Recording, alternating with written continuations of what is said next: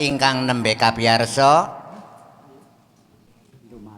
niki lagu sing kula mboten ngerti penciptane. Lagu niki lagu zaman Kerajaan Kediri nganti tekan seprene. Sedulur-sedulur rombongan Paseban iku wis diwehi jeneng Sabda Budaya. Mulane moga-moga jenengan iki gelem ngundang kuwi anggere bareng gawe ngundang inyong sekanca lenggere apik, lenggere ya ayu, sindene ya cantik, jajal iya kan, tur regane bisa ditoleransi.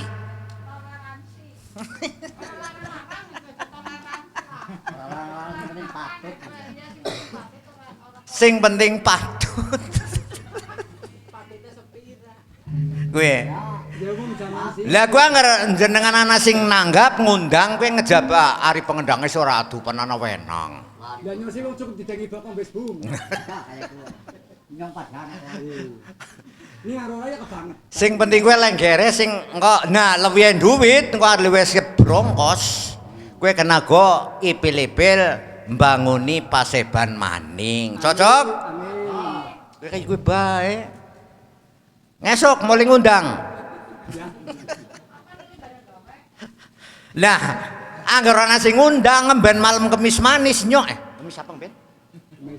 Kemis Sepon maleme ya labuh maning nang kene.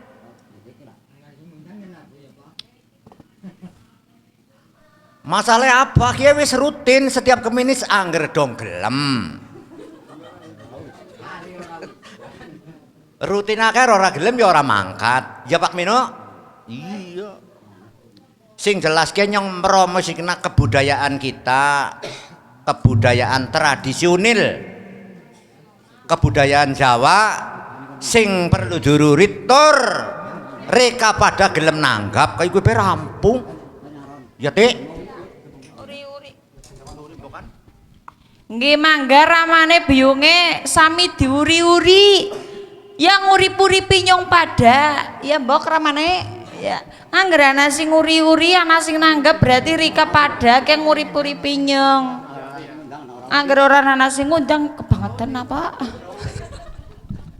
ya ora sing ngundang masa ora urip lah ya urip mbok tapi ya kebangetan gane masa napa guyuban gane sunatan jen ora nanggap ya padahal tenang bayu wonge dheweke ora larang-larang sing penting ke apa ya dirokok ya reka ya pada mbok anu pada udut apa ora oh iya pada udut oke dina Rizki oh iya kendangnya main apa ora ya kayak Ramani ya oh iya pokoknya tuh ya turunan gumelem kayak jiwa seni kayak akeh banget ya Rama Karjo kayak Pak Sami diuri-uri gamelane senajan ngesuk ya jere sapa siki wis dipanganing rayap ngesuk jerene diganti ngangge gamelan sing perunggu nggih Rama Karjo nggih amin tandongane mangga simbah terenggiling nggih mugi-mugi kula sampean diparingi sehat mugi-mugi gumelem kulon mugi-mugi ado bilaine ado penyakite nggih yung garis seger warase amin nggih niki hiburan lagu napa ki Kang plesir wah biyunge mbok njaluk lagu mangga ditenggo lagune mangga plesir Batu Raden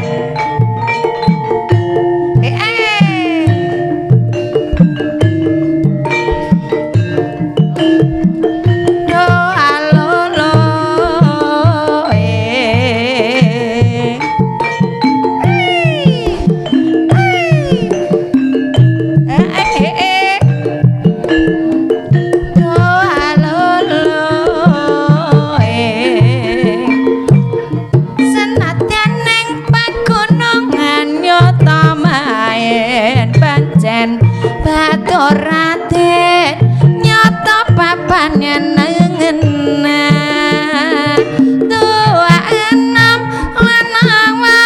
weton wis lumrahe kowe kabeh perlu padha golek kasenengan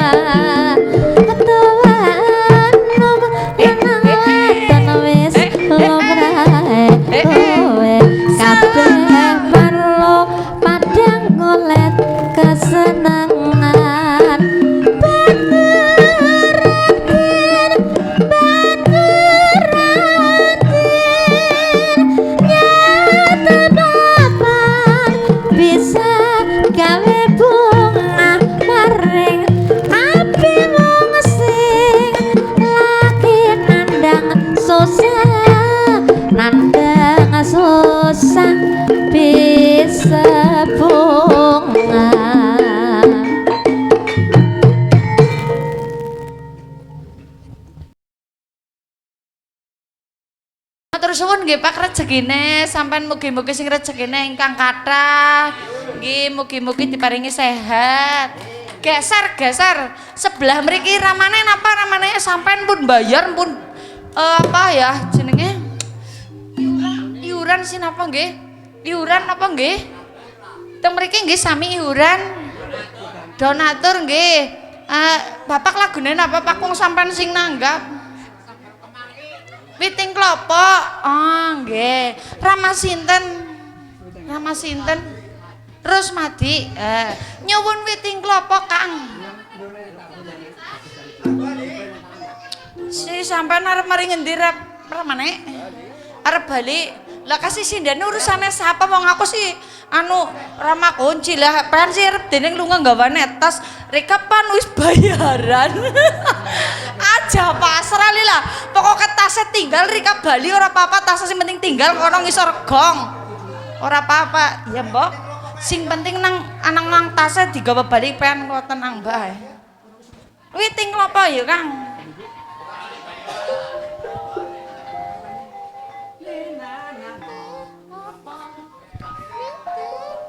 Witing Klopo Jawa to ing ngarasa padha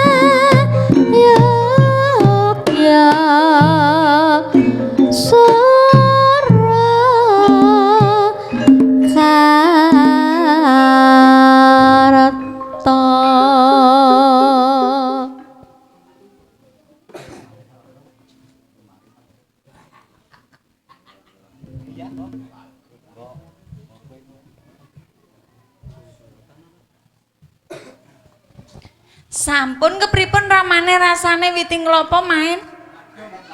Main? Sae? Sae niki padha nggih. Padha sae. Oh, sae. Oh, jar kula sae. Pancen genan niki sae ngisin-ngisina. Saking saene yakin kira Makarjo maringana karo Rama Juru Kunci ki dadi pada saen. Pada saen labuhan ya bayar ya Jan. Tapi moga-moga sampean iki sing berkah barokah ya sampean ke ora ming napa nggih? Sedekah ming maringi arta mboten nggih Pak. Sampean ke gawe seneng bae ke karo masyarakat kene ke sampean moga-moga sing berkah barokah. Moga-moga ditambah teng Gusti Allah. Sampean rezekine sing berkah, sing barokah, sing kathah nggih ramane. Amin. Kiasone ya jangan arep bayaran larang-larang wong anu iuran ya, donatur ya Mas. Iya wong nyong borang arep bayaran karena mah kunci temenan lah. Dewe ya tek tampani. Ya ora njaluk lah. Ya wong diparingi ya matur suwun, wong nyuwun sawabe sakang bae.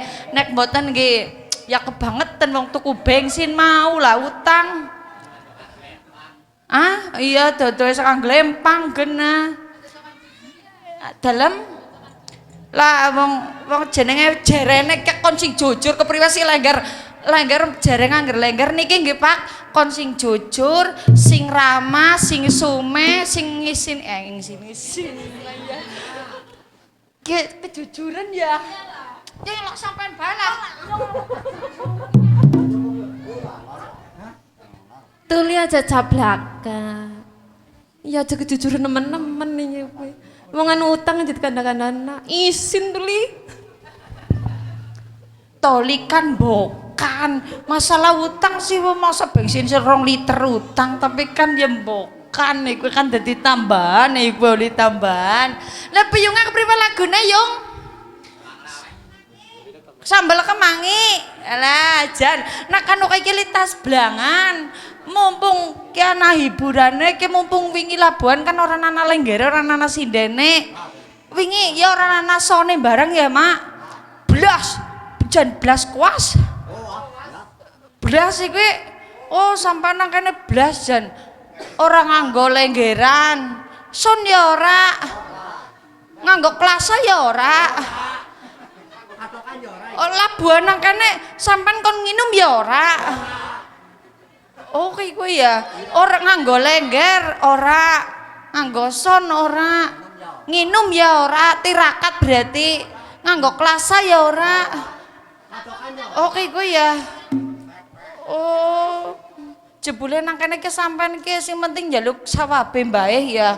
Oh, tapi ya katokan, Mbok nang kene katokan apa ora?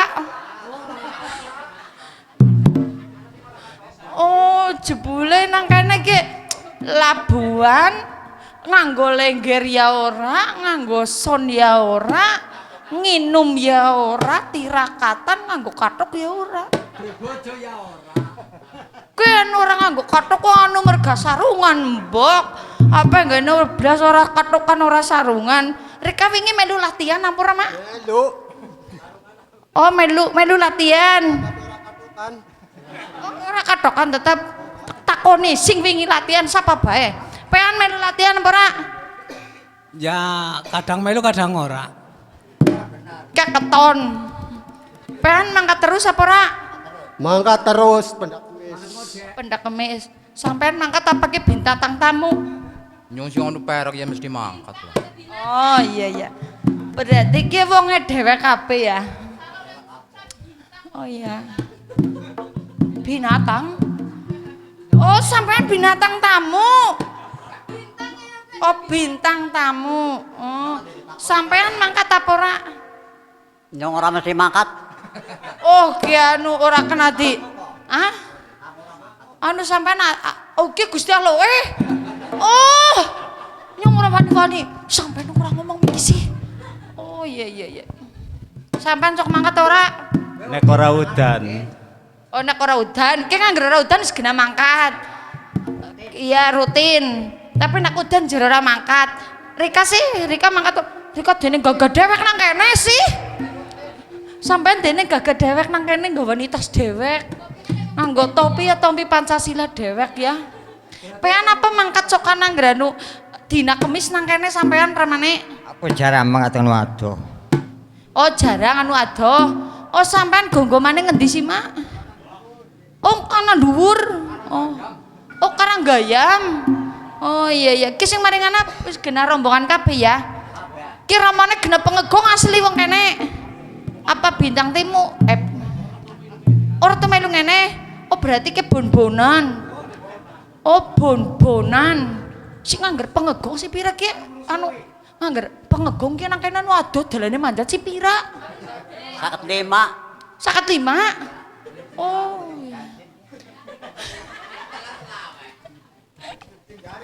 Oh, nggih dalam. Oh, 55 sing garing ya. Oh iya sing teles ora keketung. Mangga niki pamundutan enten kembang rawek. Beyunge wau sambal kemangi napa nggih? Nggih sambal kemangi. Mangga Kang naparin kula nderek mawon nggih. Bokakane.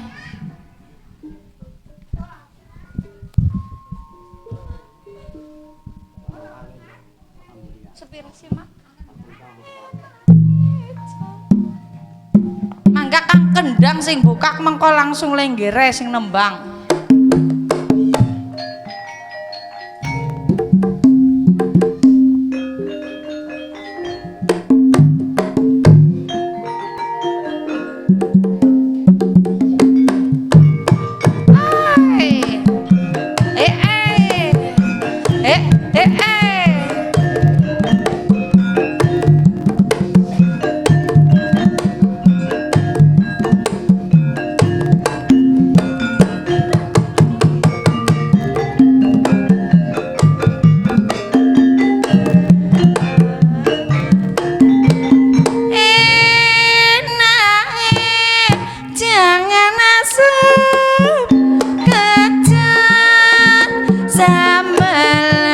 Kemangi mangane bobak nyamuk gawe latihan lamu tempe yen sehat wari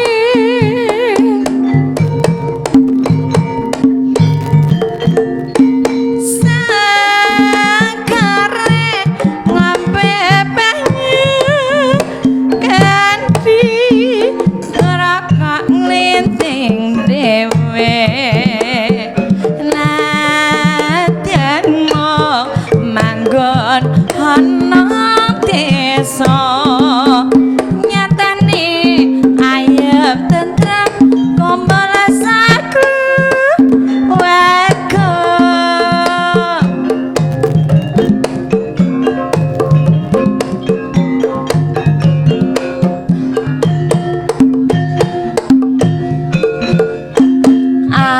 trimo wadone pokok seger waras kayaku tokono kang regeti sawah moga toko pipit lan rapungi mangan saben dinane sego sambal kemangi.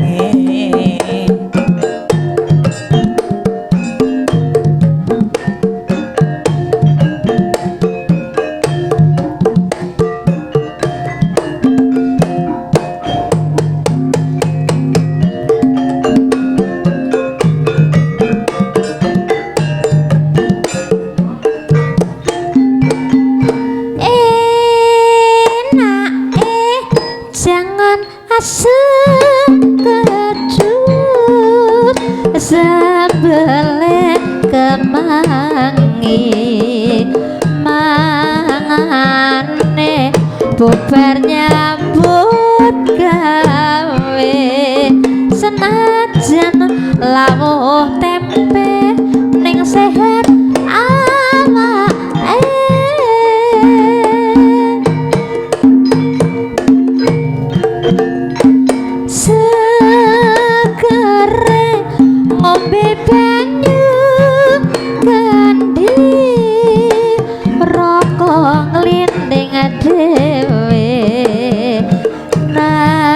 najan mung manggon ana desa nyatane ayem tentrem kumpul sak warga.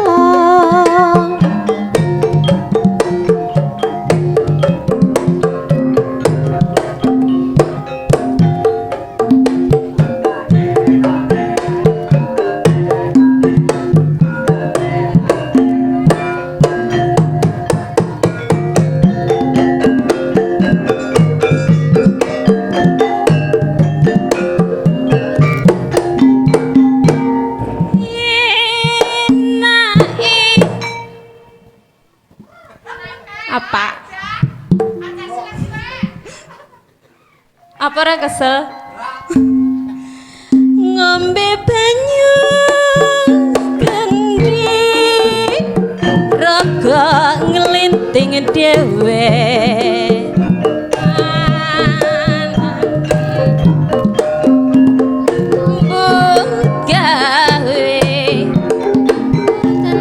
Lawo tempe ning seger awake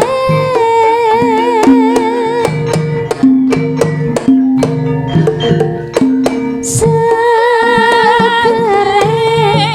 ngombe banyu kandi rokok nglinting dhewe najan mung manggon ana desa nyatane ayam tentrem kumpul sakeluarga.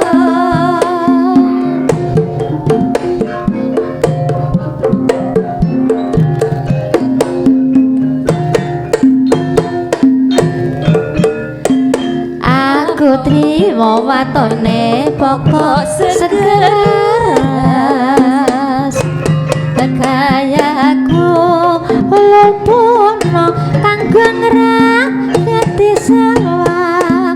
Oh ketuku bibit lan rapuke kangen sebendinane sego sambel kemangi.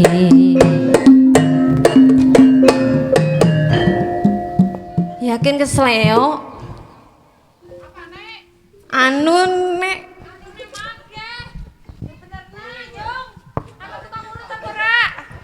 Kowe mikir sing nyuwun sambal kemangi tukang urut napa senes? Ki jere lenggare ke anune kesleo apa nek? Anune ora ana tukang urut lah. Ki kesleo jere anune. Anune apa sih gelunge, Pak? Aku ora penasaran anak. Iya anune. Anu terus gelunge apa anu apa nek? Lengger bisa cetan kepriwe ya? Iya, lengger sing jas blang kowe lah tas blangan. Jujur kowe anune pan ngerti anune apa? Apa sih anu? Piye? Oh, iki ora kesleo lah. Masa kesleo maceng iki, Pak? Mak Tarti kemanceng. Ora kok, Pak. Anu apa sih ngangger anu sih?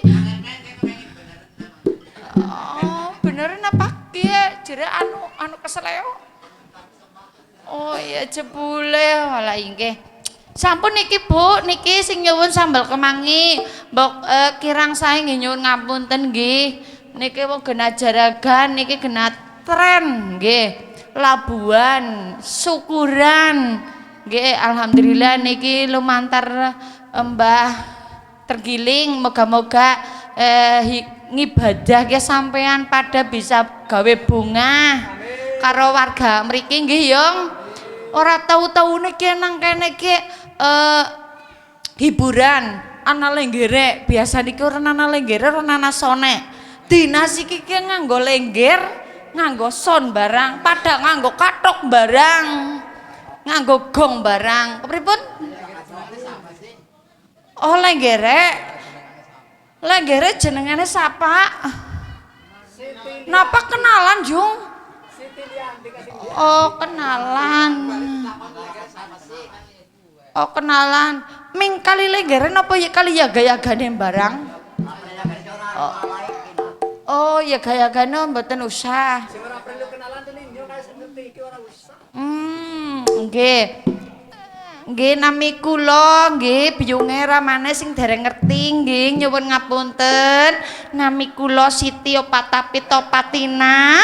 Tanjakan nang sebelah pendi bae ora bakal ketiba mlumah. Moga-moga yang golek rezeki sing berkah barokah. Mangga sing setunggal kula mboten ngerti nggih. Niki sing kesleo mangga Bu sinten, Mbak sinten neng sinten.